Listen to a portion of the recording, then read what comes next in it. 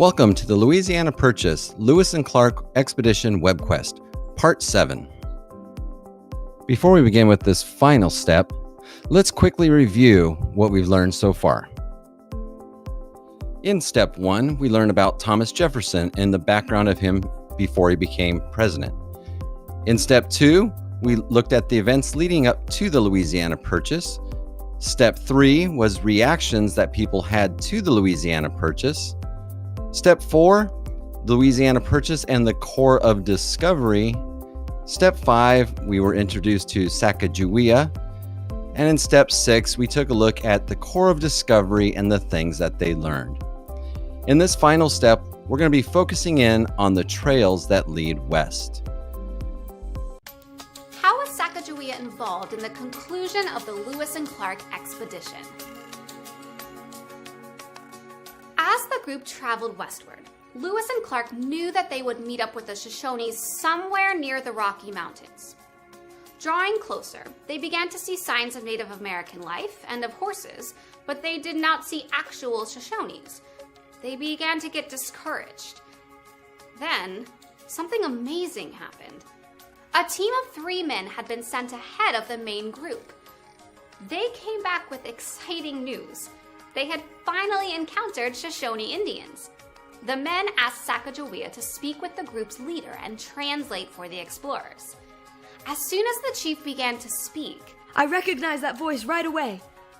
Although many years had passed, I knew that the chief was Camawait, my dear brother.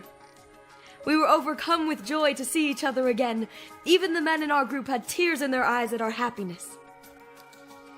the Corps of Discovery set up camp in the area. They named it Camp Fortunate because of the good fortune that had led them to Camawait. Sacagawea enabled the expedition to buy the horses it needed to cross the Rocky Mountains. As the expedition got ready to leave Camp Fortunate, Sacagawea had a difficult decision to make. Should she continue on with the group, or should she and Pomp stay with her people? In the end, I decided that I was a different person than the girl who had been taken from my people. Although it was so difficult to leave my friends and family, I knew that my calling now was to help these explorers navigate the wilderness ahead of us. As we rode away, I kept looking back for one last glance. Indeed, Sacagawea was invaluable to the expedition as the group traveled west and navigated through the mountains. Along the way, the group encountered different tribes of Native Americans.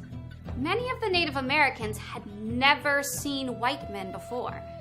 Initially, they were fearful and suspicious of the explorers, but the presence of Sacagawea and Pomp helped to settle any tension between the groups.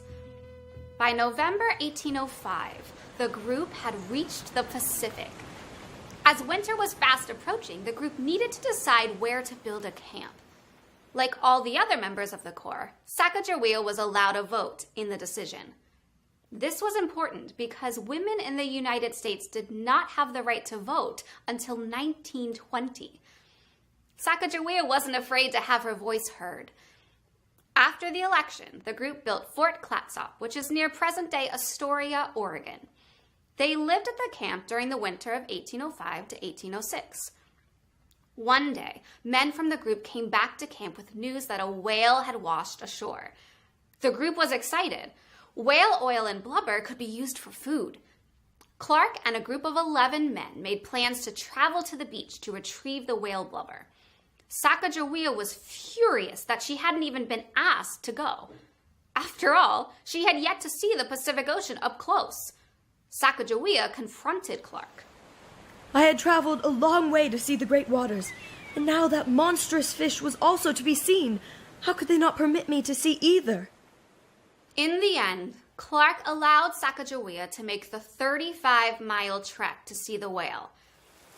That winter was a rainy one, and by March, the Corps of Discovery was ready to begin their journey. As they passed again through Shoshone territory, Sacagawea once again was able to guide them safely along trails and mountain passes. The expedition returned to the Hidatsa Mandan settlement on August 14th, 1806.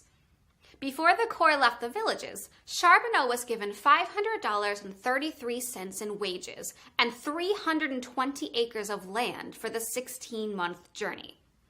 Sacagawea received nothing. President Jefferson and the American people considered the journey of the Corps of Discovery to be a huge success.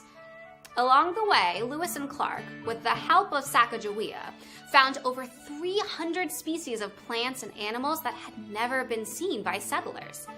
They had sent back hundreds of notes, maps, and plant and animal samples. They also met more than 50 Native American tribes. The findings of the Lewis and Clark expedition helped settlers move west by providing detailed maps and an understanding of the land and its people. The Louisiana Purchase went a long way toward creating the United States we have today. 6 years after the journey, in August of 1812, Sacagawea gave birth to a daughter named Lizette. By then, Sacagawea and Charbonneau had settled at Fort Manuel on the Missouri River.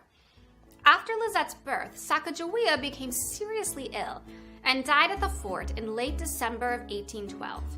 She was 25 years old. Sacagawea made many contributions to the Corps of Discovery and the United States. Her accomplishments as an interpreter, guide, and peacekeeper were recognized by the U.S. Mint in 2000 when a Sacagawea dollar coin was issued. And now move on to the last part of Freedom Flicks, the Lewis and Clark Expedition, Chapter 3, Crossing the Rockies. You'll take the last look as they make their way to the Pacific Ocean.